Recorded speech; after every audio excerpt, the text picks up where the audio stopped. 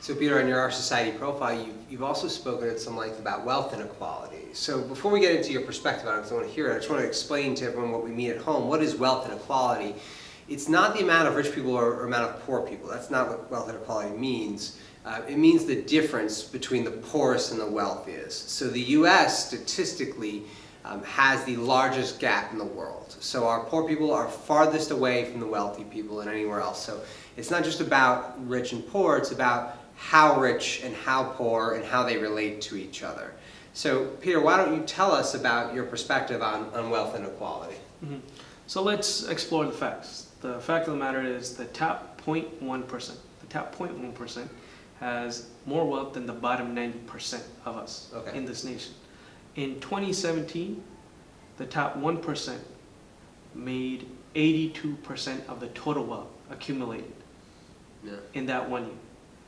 There's a fundamental problem with that, right? And the reality is these things don't just randomly happen. These things are kind of orchestrated through our economic policies that set a certain group up for success, and often those are people who inherit wealth, and the rest of us damns us to poverty. Mm-hmm. And we got to keep in mind, we are the ones who create the wealth. If you're working in a community, if you're making that money and then going out and buying a TV, and buying a car, buying a home, or something simple as going to the grocery store and buying a few vegetables and fruits, you're creating wealth, right?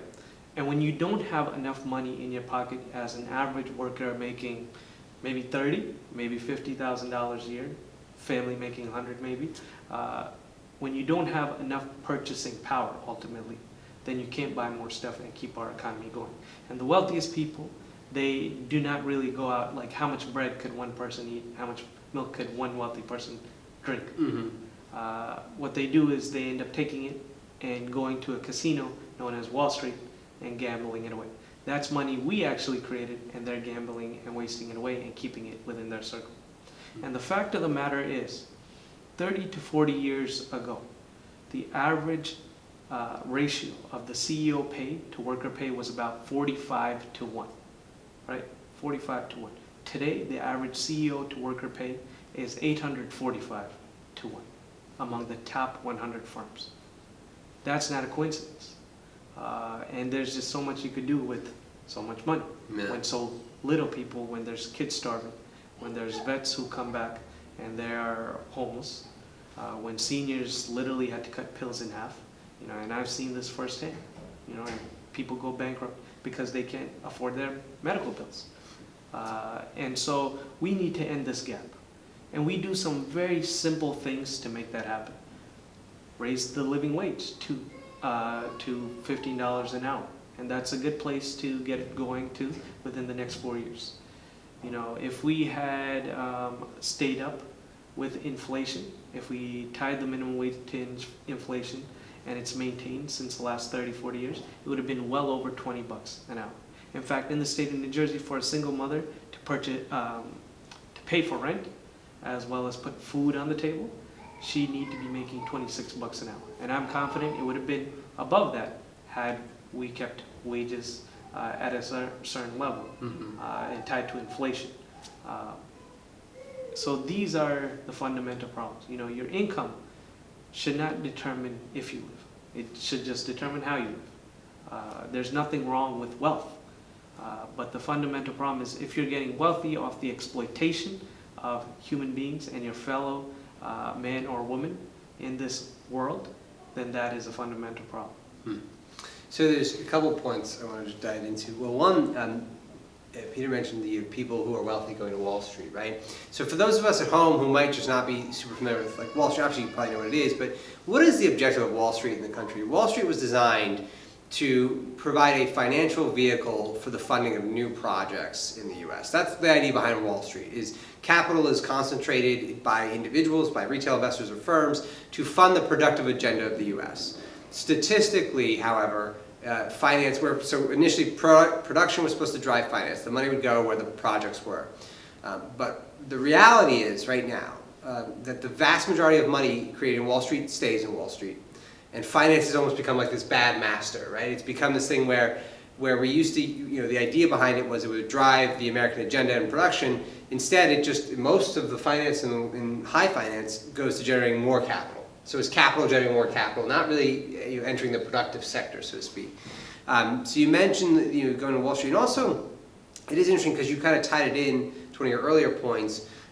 You had talked about that this wealth inequality is essentially by design, right? It's by the lobbying groups, it's by the people who are the political donors, the donor class, so to speak. So it is interesting that the way, and I think that's to Peter's point about it being designed, is if it's been designed, it can be redesigned, right? It can be in a new way. So nothing is permanent. I think that's important. Wealth inequality, I think, especially for the millennial base, is something that many of us may not just be tied to, right? Many of us are struggling to pay our own bills and just rent an apartment. I mean, here in New Jersey, I'm just renting a new apartment. It's like $1,700 a month, for a small apartment, and that combined with school loans. So it's easy to lose track of that, right? But so go ahead. The economy, we got to understand, the economy is not an imaginary hand somewhere out there. The economy is a political system that we, the people, invented. Yes. And if we want to fix it, we, the people, have to be involved in our democracy. Again, these are not coincidences. These are things we could fix. It was not the status quo to be in hundreds of thousands of dollars in student debt in this country. It was not the status quo when in a nation, and the reason my family came to this country was they saw on a single income you could purchase a car, purchase a home, buy a TV, take your family on vacation 2 or 3 times a year, and then retire with dignity. That's no longer the case in our nation. And I also want to speak to the fact that, the financial sector is absolutely necessary in our economy. The last time we had a great economic crash in 1929, when Wall Street basically gambled money away, lost people's savings, people lost their homes, very similar to 2008. What we essentially did was put in certain basic reforms, a Glass-Steagall to some more, separate commercial banking from investment banking. We created a financial watchdog called the Security Exchange Commission.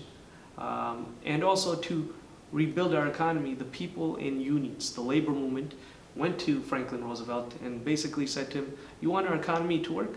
Then go to your wealthy friends in Wall Street, ask them to finance our roads, our bridges, let us build our nation.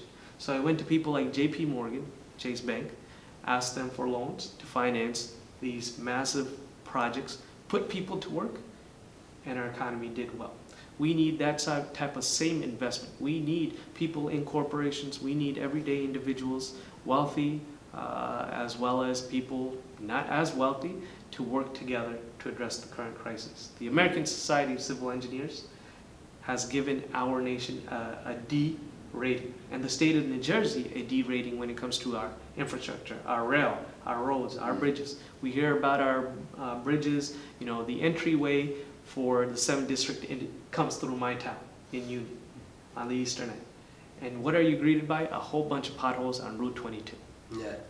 We need to fundamentally fix this, and we need to make sure that the government doesn't just listen to special interests, that they listen to something far more powerful.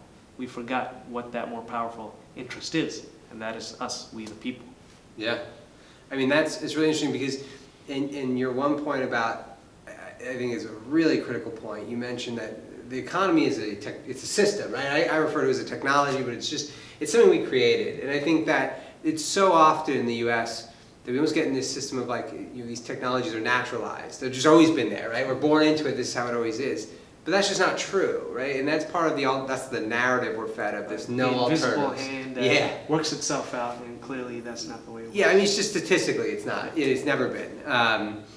So it is something that can be reformed, right? And I think that's part of the OurSociety mission, and why we're sitting down with candidates like Peter is to kind of provide alternatives, right? In a system of no alternatives, we as millennials and below, and really anyone, it's not exclusive millennials, but especially those of us who are more connected, we need to recognize that there are alternatives. There are alternative ways of living and of being, and those can be solved politically. So great perspective on wealth inequality.